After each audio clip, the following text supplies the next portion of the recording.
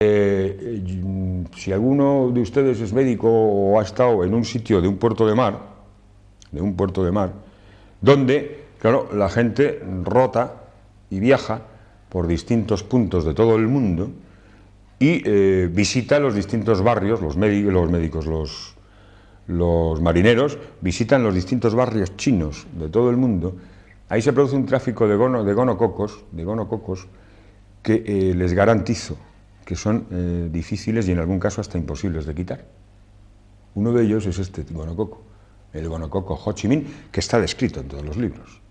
En este de farmacología no, porque bueno, se supone que estos fármacos no le van a quitar la ilusión al estudiante, pero les garantizo que el gonococo Ho Chi Minh no desaparece ni con 1.200.000 unidades de penicilina ni con 4.800.000 unidades de penicilina, como aquí se recomienda en un tipo de gonorrea, que supongo que se estarán, no dicen textualmente el gonococo Ho Chi Minh, pero supongo que se están refiriendo a ese. Les garantizo por experiencia profesional que no se quita con eso. Esto va en función de ¿qué? Precisamente de eso, del uso y abuso de los antibióticos.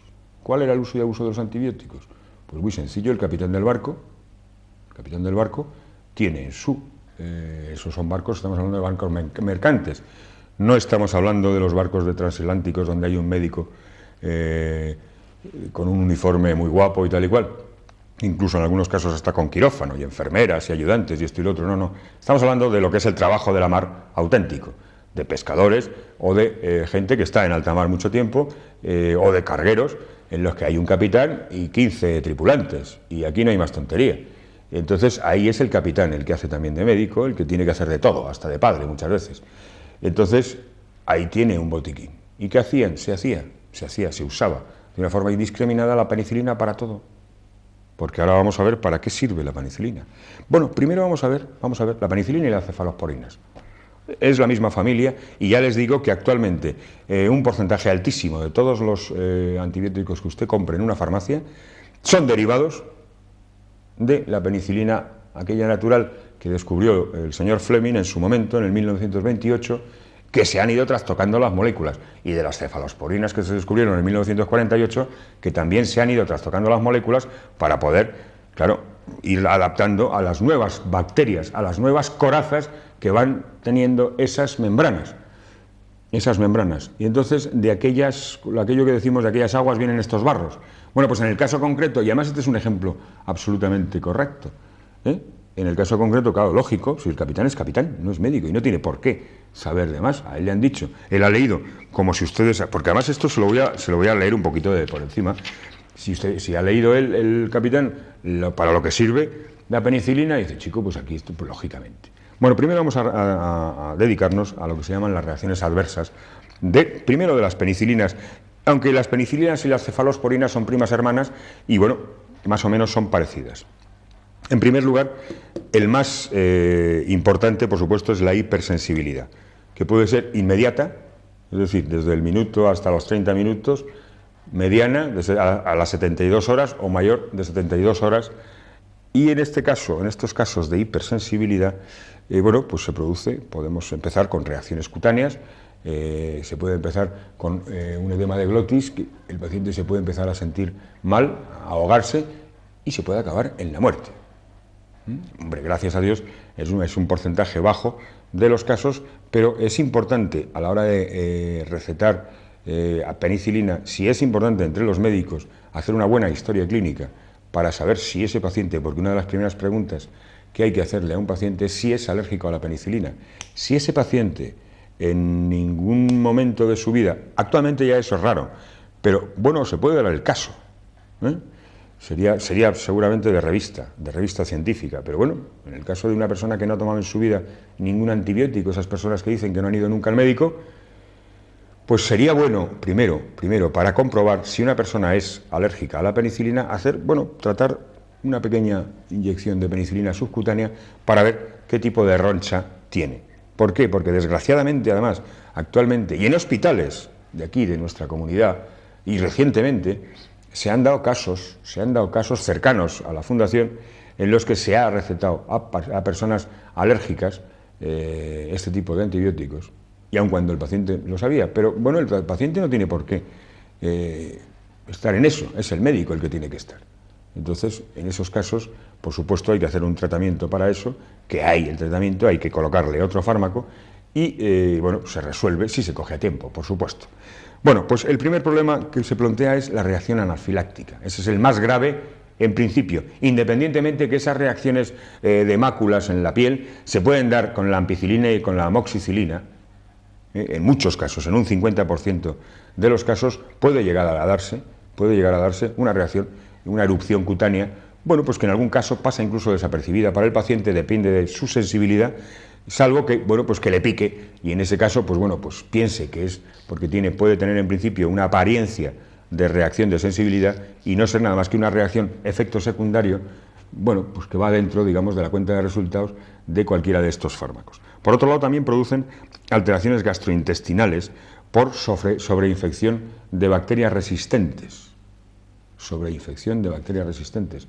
Y aparte de eso, porque nos disminuye, ya hemos dicho antes, que nos disminuye la flora bacteriana, aquello que hablábamos de la tercera digestión, importante en muchos casos para tratar, o sea, sería básico, desde la medicina natural nosotros trataríamos esa tercera digestión o trataríamos de ayudar a esa tercera digestión para patologías en las que luego vamos a ir viendo.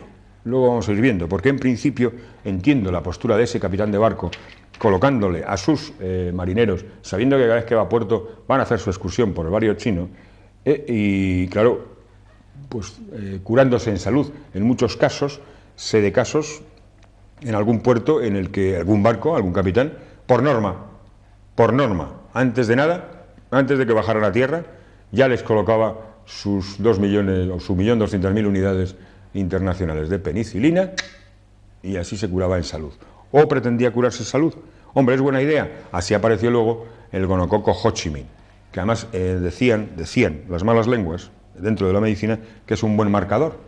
Es un buen marcador para saber si una mujer se ha acostado con uno o con otro, se le coloca, se le inocula, se le pone de alguna manera el gonococo Ho Chi Minh y todo el tío que aparezca con ese gonococo ya sabemos que ha tenido relaciones con esta señora que puede ser una espía o lo que sea, ¿no? Dentro ya de las técnicas del KGB o del espionaje. Pues bien, alteraciones, hemos quedado las gastrointestinales, aumento de las transaminasas, ese valor tan importante que, bueno, pues para valorar pues, los problemas de hígado, los problemas de corazón, cuando hay un infarto de miocardio, la valoración de la regulación. ¿Qué son las transaminasas?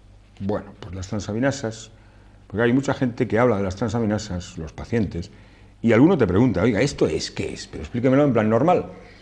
Pues bueno, a mí se me ocurre pensar, tengan ustedes en cuenta que en el cuerpo humano, dentro de nuestro organismo, permanentemente se está destruyendo y reconstruyendo nuestro parénquima de cualquiera de la zona del cuerpo, en el hígado, por supuesto. Y hay un nivel normal de destrucción que aparece en el torrente circulatorio. Cuando se produce un aumento masivo de la destrucción en una pancreatitis, por ejemplo, o en un problema de hígado, bueno, ahí esas transaminasas se disparan.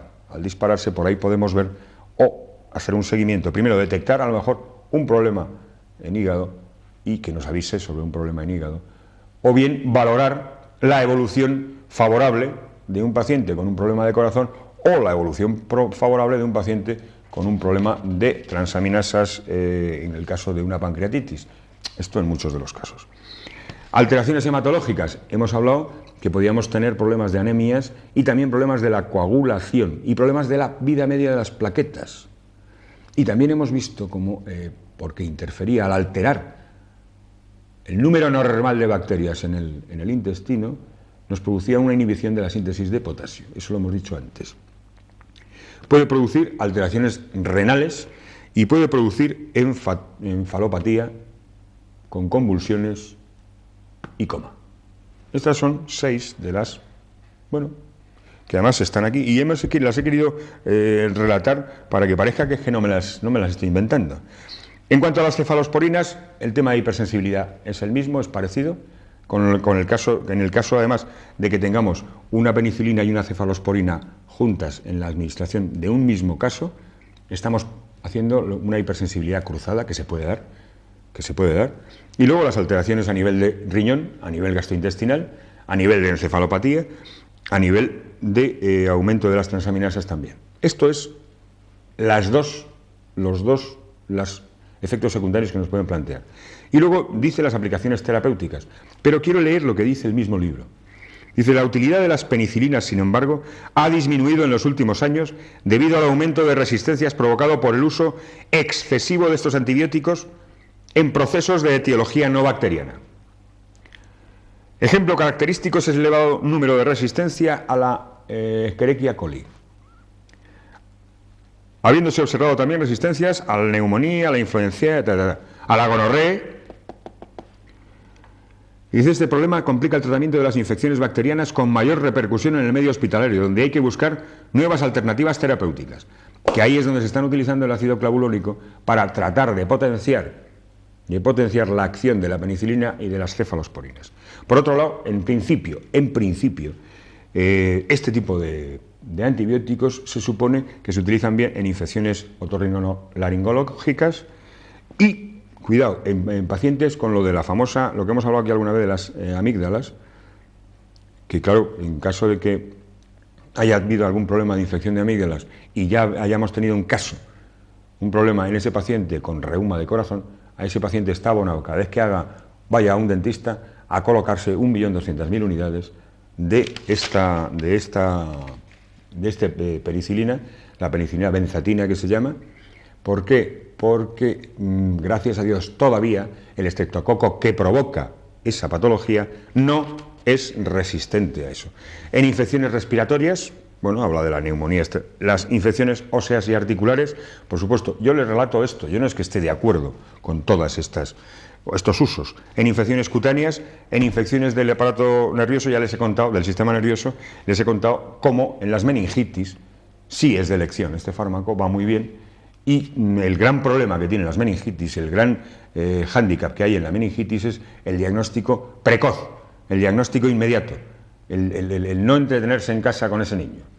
Hay que ir corriendo a ese niño y cuando el facultativo huela que es una meningitis, ahí sí que está indicado, por supuesto, y va muy bien además, y resuelve inmediato.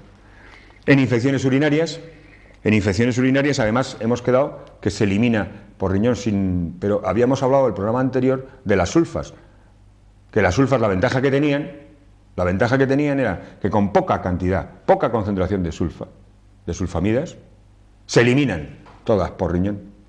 Entonces, como se absorben y se reabsorben, ahí trabajan perfectamente. Entonces, en este caso de una infección urinaria, yo personalmente prefiero las sulfamidas.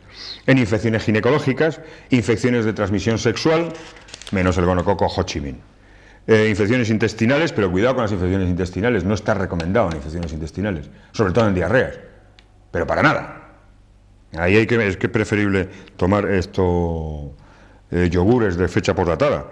Infecciones de vías biliares, hemos quedado que había un tipo de antibióticos de esta familia que se eliminan en un 75% por vía biliar y en un 25% por riñón, pero aquí hay que tener cuidado porque en el caso de que haya una obstrucción biliar tendremos el regalo de las diarreas, el problema que teníamos antes con el problema de coagulación, debido a aquel problema de falta de síntesis de potasio. En la endocarditis bacteriana, infecciones nectarias, profilaxis quirúrgica y en otras infecciones. Bueno, no es de extrañar que, hombre, ante todo esto, yo, estudiante, pues no sé, de quinto de medicina, pues claro, diga, pues chico, esto es lo mejor. ¿Por qué? Porque, hombre, te viene un paciente a la consulta con un proceso infeccioso y en principio, por supuesto, si no hace falta ni mirar la etiología, seguro que le colocas una ampicilina o una amoxicilina por vía oral cada 8 horas, empiezas desde abajo, 250 miligramos, y seguro, en principio, teóricamente, parece que le vamos a dar. Que eso fue la historia de estos antibióticos.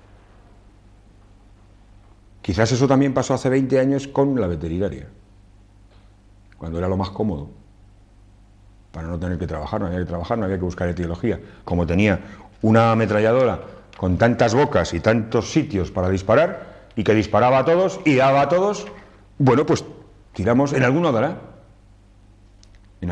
¿no? Pero claro, ¿Qué ocurrió? Pues ya hace 20 años se descubrió en veterinaria, aquello de la cuenta de resultados. En veterinaria un ganadero no se puede permitir el lujo. No están los tiempos ahora, como con el tema del mercado común, con la leche y todo el follón, no están los tiempos ahora para que una vaca te deje de producir 3 litros cada vaca. Claro, en una vaca a lo mejor pues te puede parecer barato.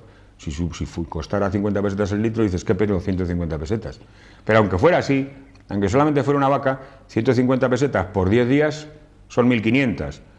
Por 20 son 3.000, son 4.500 al mes. Al final del año es unos duros. Si solo multiplicamos por 100 vacas, 200 vacas o 1.000 vacas, usted sabrá sumar, ¿no? Bueno, pues lógicamente ahí se arrasó, se abortó el asunto en veterinaria, porque había que buscar otra fórmula para resolver ese problema. Porque ahí sí que había directamente una relación causa-efecto. Por eso se abortó ese asunto en veterinaria en el trabajo con antibióticos, aun cuando en principio parecía que venía bien para todo. En las infecciones de oídos, en las otitis, dice por aquí, pues lo siento en el alma, pero las concentraciones que en principio debería haber, independientemente de que la causa, cuando les hablábamos de los 3 meridianos que pasan por el oído, que acaban en los 3 puntos aquellos que había aquí en el oído, que la causa estemos o no de acuerdo, de la causa del problema de la otitis, del problema interior, las concentraciones que hay que colocarle a un paciente de antibióticos de este tipo, para que llegue una pequeña parte, porque ya hemos visto que a nivel de líquido cefalorraquídeo sí va bien en las meningitis, porque cuando se produce una inflamación de las meninges, sí que pasa una pequeña parte del fármaco, y con esa pequeña parte del fármaco sí que hace su función, y se carga las bacterias gram negativas, que eran aquellas de la pared dura. Pero claro, en el caso del oído, está por ver que llegue algo. Está por ver que llegue algo. Pero ya no les digo nada en el caso de la sinusitis.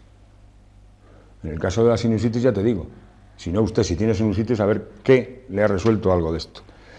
Estoy de acuerdo en las del sistema nervioso.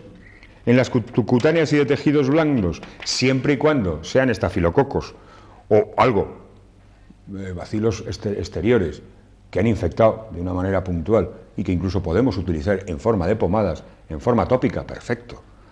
Infecciones urinarias, estoy de acuerdo, pero estoy más de acuerdo en usar las sulfamidas y saber exactamente, primero etiquetarlas. Y como todo, en el tratamiento antibiótico, ya hemos dicho que solo de un 10 a un 15% de los tratamientos antibióticos están adecuadamente instaurados, están adecuadamente buscados el diagnóstico y la etiología y la bacteria al que están indicados y para lo que van a trabajar de verdad. En las infecciones ginecológicas, bien, pero en las infecciones ginecológicas hay que tener cuidado, porque tenemos que tener en cuenta que la vagina también está en relación con el exterior y tiene una flora que debe estar ahí. Hay un tipo de infección ginecológica que puede haber, al estar tan cerca el ano de la vagina, sí puede pasar algún tipo de bacteria que debería estar en el intestino, instaurarse en la vagina, en ese caso, por supuesto. En las infecciones intestinales ya hemos visto que están proscritas. Un proceso diarreico no debe ser tratado, en principio, con ningún antibiótico. Las infecciones de vías biliares, hemos visto que hay un tipo de antibióticos de estos que sí se eliminan por vía biliar y que si se eliminan por bilis, por supuesto, ahí harán su trabajo, igual que las sulfamidas se eliminaban bien por riñón. En la endocarditis bacteriana, bueno, en la endocarditis bacteriana, y volvemos a lo del oído, tendremos que hacer grandes dosis. Tendremos problemas, además, en la interferencia del potasio. Tenemos que tener en cuenta que nuestro corazón necesita del concurso del potasio. Entonces ahí vamos a ver habría que buscar qué tipo de antibiótico colocaríamos, ¿no? Luego están las dentarias y las profilaxis quirúrgicas. Por supuesto, en la profilaxis quirúrgica, pero en la profilaxis quirúrgica lo que se suele hacer, se sabe ya de antemano el tipo de bacteria de bicho resistente que hay en el quirófano en el que vamos a meter al paciente y ya sabemos exactamente qué tipo de profilaxis hemos de hacer para que nuestro paciente no salga del quirófano con ese regalito.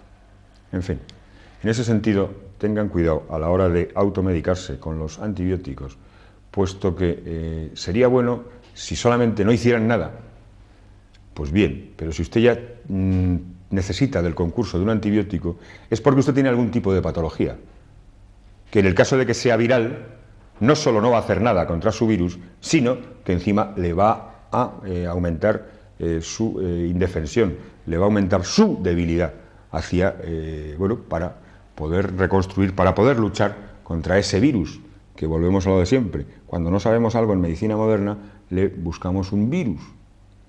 Y sería bueno ir a buscar, bueno, pues si ya ese paciente ha estado atacado por un virus, es claro, sin necesidad de verle, que ese paciente tiene algún tipo de debilidad en algún sitio. Si además le estamos colocando un antibiótico que no solo no va a hacer nada para ese virus, sino va a aumentar su debilidad, le estamos haciendo un mal regalo. En fin, como siempre, son ustedes quienes deciden. Buenas tardes y hasta pronto.